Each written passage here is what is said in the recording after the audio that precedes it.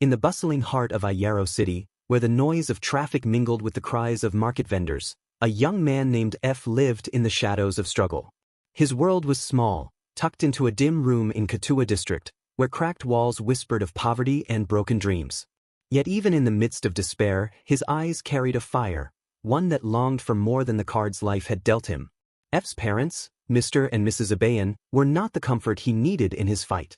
Instead of encouragement, their words dripped with venom.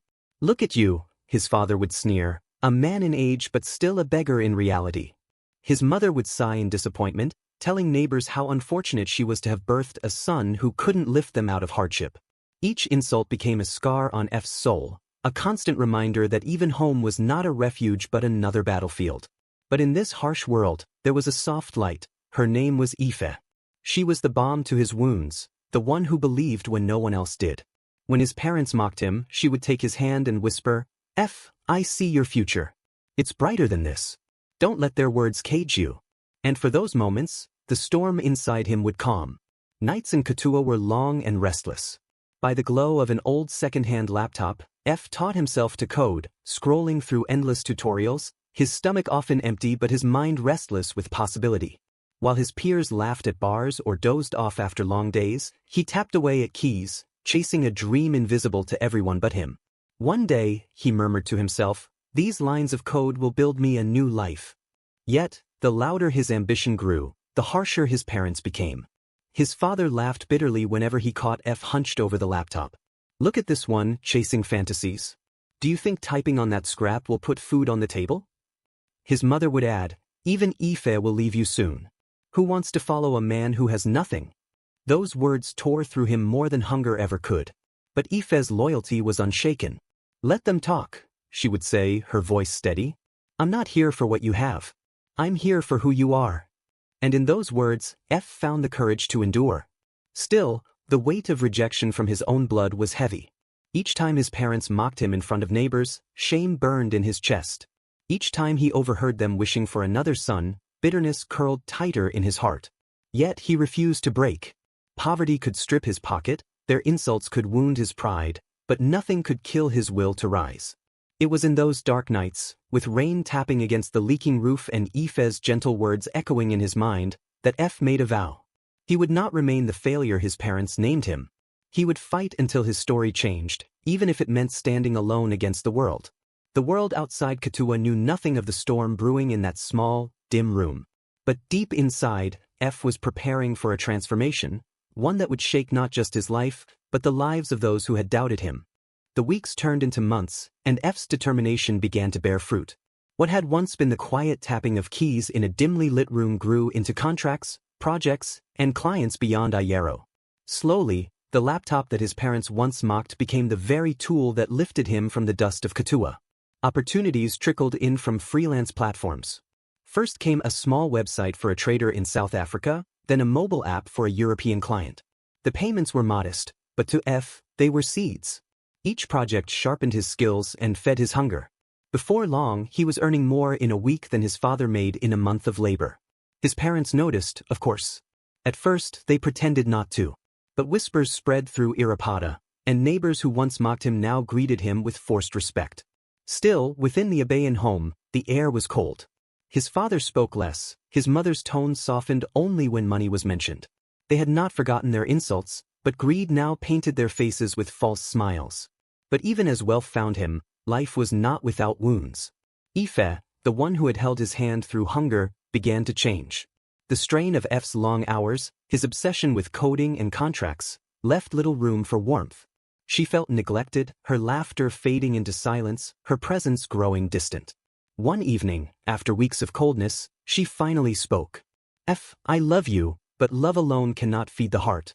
You're building an empire, but where do I fit in? Do you see me in your future, or am I just a shadow in your present?" Her words cut deep, for F did not know how to answer. His silence was an answer of its own. Days later, she was gone. No dramatic farewell, no bitter words, just absence. A message left on his phone. "I need to find myself. Forgive me." The loss shattered him in ways even his parents' cruelty had not. He had endured hunger, insults, and shame, but losing Ife was a pain his heart was not prepared for. Nights became heavier, success tasted bitter, and though money filled his pockets, loneliness gnawed at his soul. Yet, like every scar before, this too became fuel. F told himself that love could wait, but his dream could not. Ife had walked away, his parents had rejected him, but he still had his vision. He poured his grief into his work, channeling pain into productivity, loss into legacy. And so, Daratech Solutions was born. From a corner of Katua, it expanded into a company that serviced clients across continents. Young people looked to F as proof that from the ashes of poverty, greatness could rise. His name began to appear in tech blogs, and invitations to speak at conferences followed. The boy from the cracked-walled room had become a man the world could not ignore. But in the quiet of night, when the applause faded, he still thought of the love he had lost and the parents whose embrace he had never truly known. And though the city called his name with praise, deep inside he knew the storm was not yet over. Success had made F untouchable in the eyes of many, but it also drew back the ghosts he thought he had buried. His parents, who once spit venom at his dreams, now came dressed in false pride. They introduced him at gatherings as their brilliant son, a testimony they had never believed in until wealth forced it into their mouths. At first, F tolerated it in silence. He provided for them as duty demanded, food, rent, clothing, but their presence remained a thorn. He knew the truth. Their kindness was a mask worn only because his pockets were full. The mask slipped one evening when he overheard them whispering in the kitchen of the old family house. "He thinks we love him," his mother muttered. "But he owes us. Without us giving him life, who would he be?" His father chuckled. "Exactly. Once Kemi is settled abroad, we won't need him anymore. He will always pay whether he knows it or not." F stood frozen in the hallway, each word sinking like a blade. He had known their love was hollow, but hearing it confirmed was a wound deeper than any before. It was not just rejection now, it was betrayal. And just when he thought the pain could not deepen, Ife returned. She asked to see him, her voice trembling over the phone. When they met in a quiet cafe, she revealed the truth he had never imagined. The boy he had seen with her months before, the one with eyes that mirrored his own, was his son. "Chimdi is yours," she whispered through tears. "I was afraid. Afraid you had nothing, afraid of your parents' hate. So I left. It was my mistake and I have lived with it every day." The ground beneath F seemed to vanish. His son. His blood. A child growing without his father because fear had stolen Ife's courage. He could not speak, not at first. Rage, grief, and love battled within him. And in that war he saw the truth. He was a man surrounded by betrayals, by parents, by the woman he had loved, even by fate itself. For days he withdrew, his mind unraveling. Anger told him to cut everyone off, to guard his empire with iron walls and let no one in again. But something softer fought back, the memory of the boy he had once been, sitting hungry in a small room, whispering that one day the world would know his name. That boy had survived because he still hoped, even when everyone else had failed him. When at last he returned to his parents, it was not with anger, but resolve. He met them in a fine restaurant, their borrowed clothes betraying their attempt to look worthy of his success. He looked them in the eyes and spoke with a voice steady as stone. "I know you don't love me. I know you never believed in me. But hear me today, I will not abandon you. I will feed you, clothe you, and ensure you never beg. Not because of what you've done, but because of who I choose to be. You turned your backs on me, but I will not carry your cruelty in my soul. From now on, we are tied by blood, not by bond." They lowered their eyes, shame heavy in the silence, but F did not wait for excuses. He rose, leaving them to their reckoning.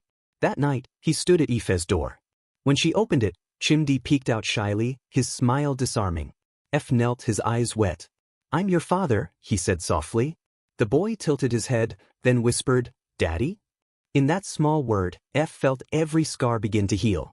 He embraced his son, the one gift hidden within his storm. Looking up at Ife, he spoke with honesty. "I don't know if I can ever love you the same. But for him, I will always be here." Tears rolled down her cheeks as she nodded, and for the first time in years, F felt peace. Years later, when he stood on a stage in Aiyero City, delivering a keynote as the founder of Daratech, his words carried the weight of his journey. Success is not about wealth alone. It is about the strength to rise when even your own blood tries to break you. It is about choosing forgiveness when hate feels easier. It is about refusing to let betrayal define your destiny. The hall erupted in applause. And in the front row, little Chimdi clapped louder than anyone else, his eyes glowing with pride. For F, that was enough. The storm had shaped him, but it had not destroyed him.